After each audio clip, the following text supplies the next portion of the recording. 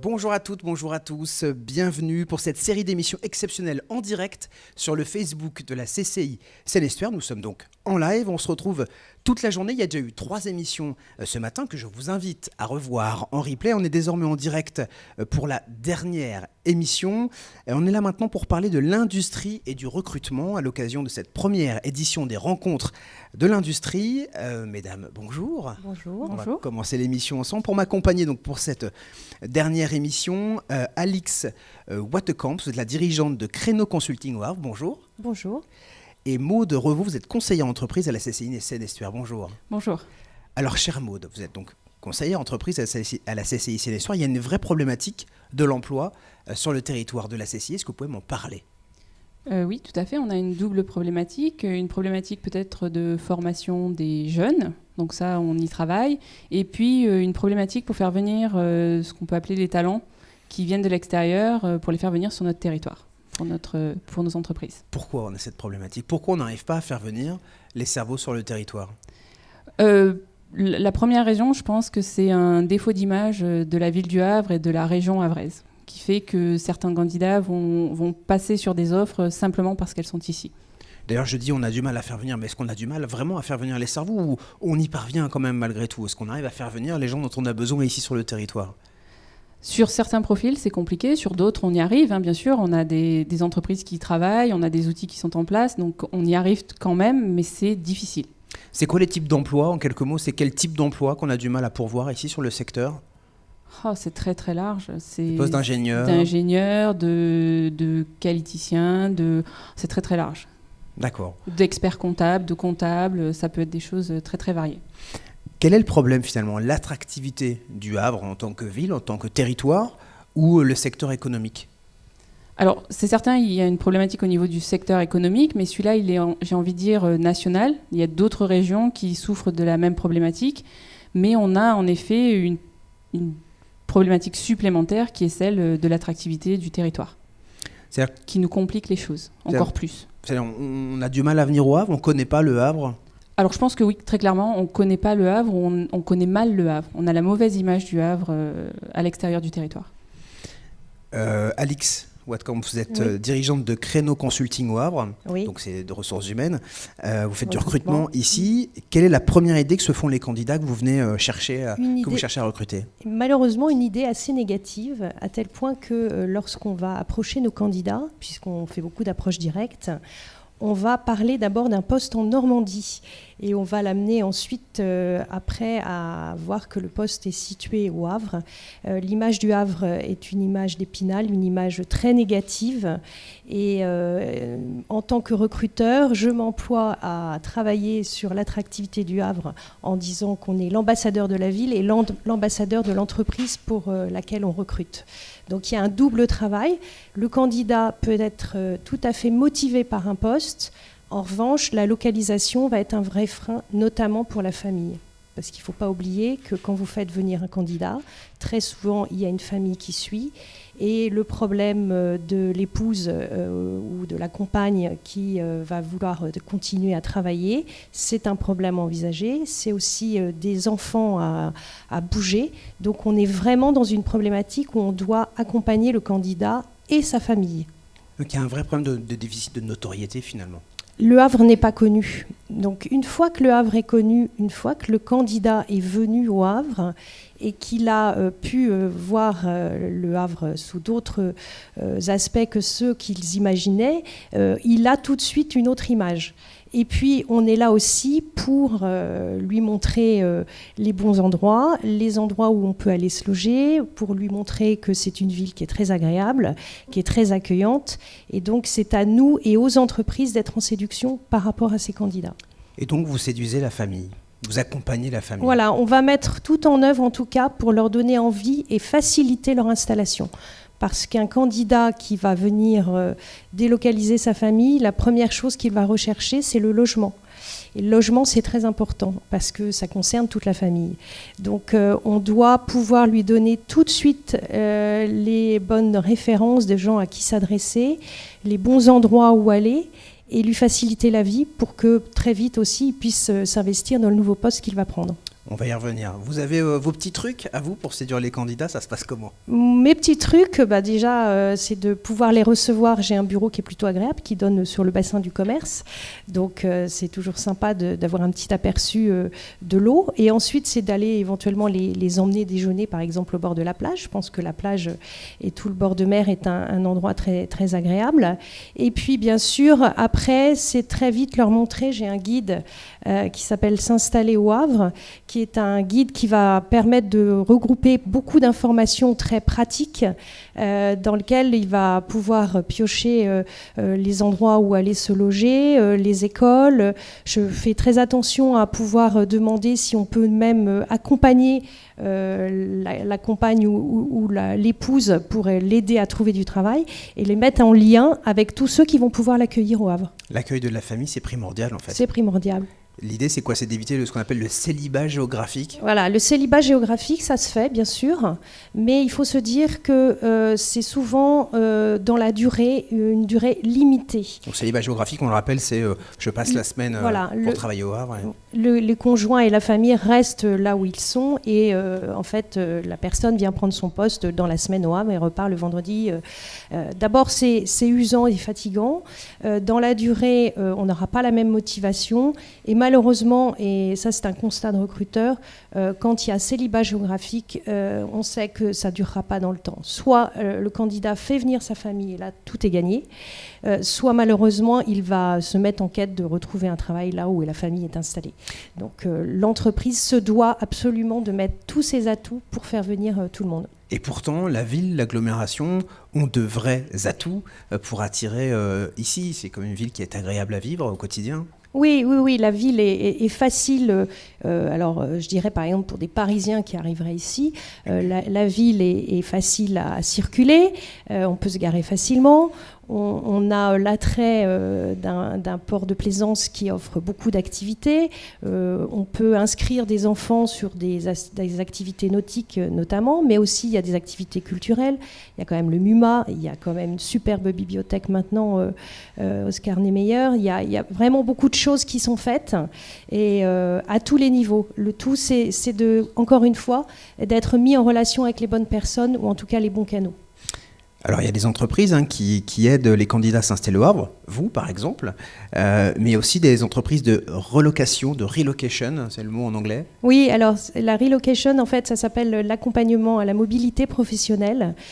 C'est l'entreprise qui va faire appel à un prestataire, une société, qui va aider le conjoint et la famille avec un cahier des charges que le candidat va déterminer.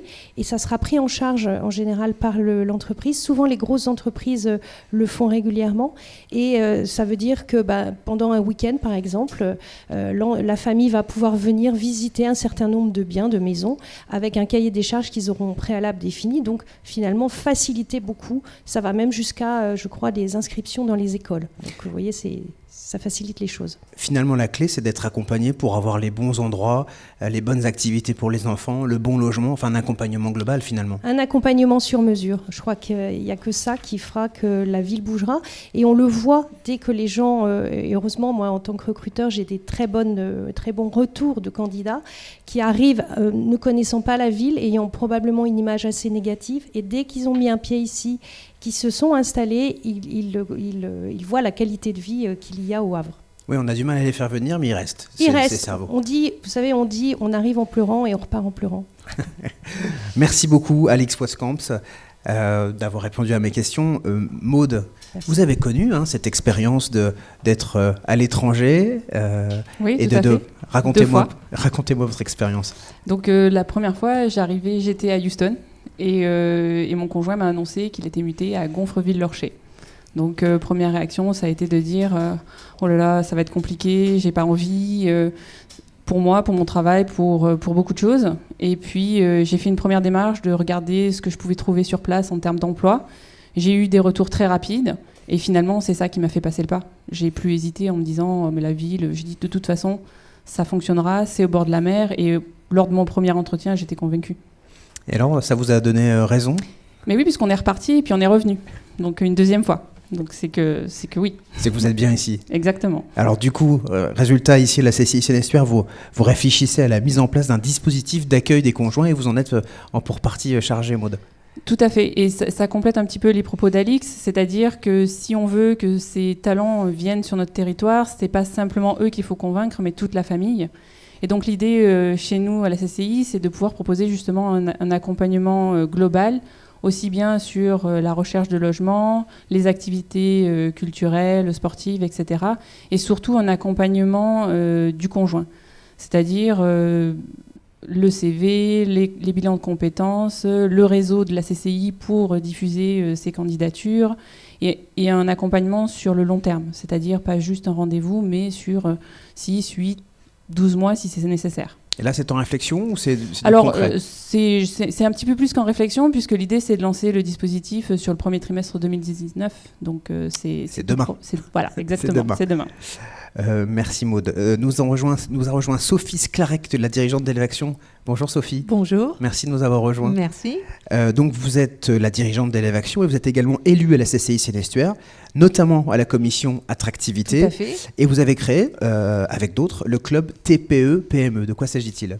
En fait, l'année dernière, ça ne nous a pas échappé, on a eu les 500 ans de la ville et ça a été une super impulsion pour la création de réseaux en fait, pour dynamiser la ville en termes de visibilité.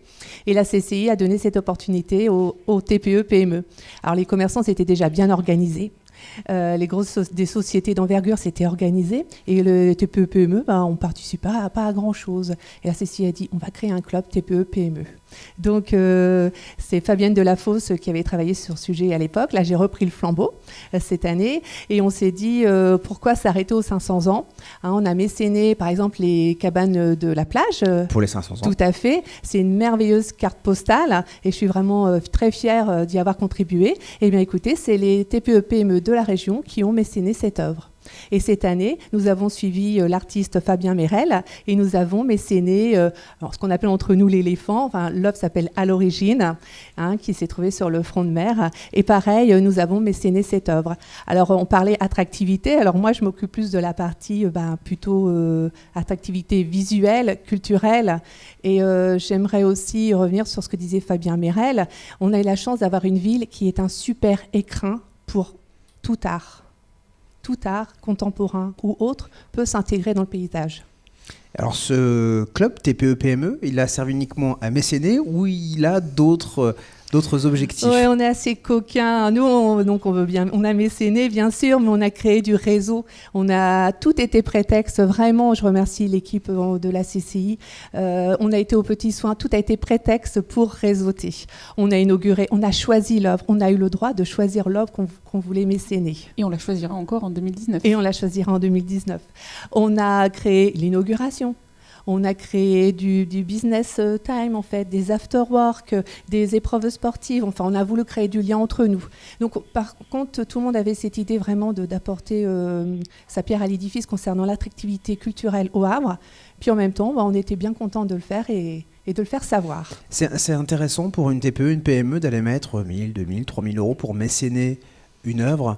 En fait, chacun met sa petite pierre pour finalement l'attractivité du territoire. Voilà, parce que il y a une vraie prise de conscience. Justement, il y a ça, et surtout qu'il fallait que ce soit accessible. Il fallait que le ticket d'entrée, si je puis dire, soit accessible à toute TPE-PME. Qu'est-ce qu'une TPE-PME ? Dans notre club, il y a eu un salarié ou pas, une personne qui est toute seule, oui, ou avec des grosses sociétés d'envergure, style 500 personnes. Voilà, on est très ouvert. Et chacun y trouve son compte. Et chacun y trouve son compte. Les dirigeants et les salariés de l'entreprise qui participent. Alors vous parliez au mot de 2019. Ce club, l'activité de ce club est pérennisée. En fait, donc il y a eu les 500 ans, mais ça a été très, très grandiose. Et puis la CCI et la ville du Havre nous ont dit, de toute façon, on signe une année, un été au Havre 2018.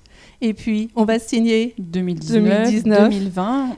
Et pourquoi s'arrêter ? Voilà. Ça a été très bénéfique pour l'image de la ville du Havre. C'est-à-dire qu'il y a effectivement toute cette activité culturelle, la ville qui se transforme, et puis il y a un changement d'image de la ville du Havre. J'entendais certains confrères qui disaient qu'ils avaient envie de venir voir des expositions, venir dans la ville qui bouge de l'été. C'est devenu hype de venir au Havre. Oui, et même je crois qu'on est devenu très chauvin aussi. Ça, c'est ce que j'entends. On est très fiers, les Havrais sont très fiers des œuvres qui ont été installées et très fiers de s'approprier les œuvres et d'en parler à l'extérieur. C'est important de travailler sur l'attractivité de la ville. Ça contribue au point qu'on abordait précédemment, c'est-à-dire que c'est aussi comme ça qu'on va mettre en avant notre ville, qu'on va pouvoir faire venir de nouvelles personnes, qu'on va pouvoir donner de la visibilité aussi aux entreprises de notre territoire, parce qu'il ne faut pas l'oublier. Ça a été dit ce matin, il y a des grandes entreprises, des entreprises d'envergure, mais c'est surtout ce tissu de TPE, PME qui fait aussi vivre notre territoire. Et eux aussi ont des besoins en recrutement. Et en termes de visibilité, ils sont quand même moins visibles que de plus grandes entreprises. Donc ça permet à ces plus petites entreprises de se rendre visibles et d'attirer aussi les talents dont ils ont besoin. Il y a eu des conséquences, je ne sais pas laquelle de vous deux peut me répondre, il y a eu des vraies conséquences d'un été au Havre, des 500 ans du Havre, puis d'un été au Havre cette année. Il y a des vraies conséquences sur l'image de la ville que peuvent avoir les cadres. On vous le dit, est-ce que les entreprises ont plus ou moins de mal pour recruter avec ce changement d'image de la ville ? Alors moi j'ai entendu dis donc ça bouge au Havre. Oui, ça c'est vrai. Ça on l'a souvent entendu. Dis donc ça bouge au Havre. C'est dynamique. C'est dynamique. Voilà, donc c'est ce qu'on entend depuis 2 ans, depuis 500 ans. Après sur la partie vraiment recrutement, je pense que c'est encore un petit peu jeune, mais c'est certain que ça y contribue. En tout cas, c'est des gens qui pourraient passer à côté d'offres aujourd'hui en disant le Havre, ah oui c'est vrai, j'en ai entendu parler, j'ai vu des choses qui s'y passent, pourquoi est-ce que je ne regarderais pas ? Donc il y a un changement d'image, il y a des choses positives qui se passent. Tout à fait. Et il n'y a pas très longtemps, j'étais dans un immeuble hôtelier au Havre et j'ai eu l'occasion de rencontrer des touristes. Donc j'étais avec des touristes qui me disaient mais nous on vient d'Amiens et on vient faire passer notre week-end au Havre. Et ça, c'est le plus beau cadeau. C'est une fierté pour vous. C'est une fierté pour nous. Complètement. Écoutez, merci mesdames, merci beaucoup merci. D'avoir accepté mon invitation. Merci à vous. C'est la fin de cette émission en direct. Vous pouvez retrouver l'ensemble des 4 émissions qui ont été réalisées dans la journée en replay sur le compte Facebook de la CCI Seine-et-Stuaire. Merci à tous de nous avoir suivis et à bientôt sur CCI TV. En attendant, portez-vous bien.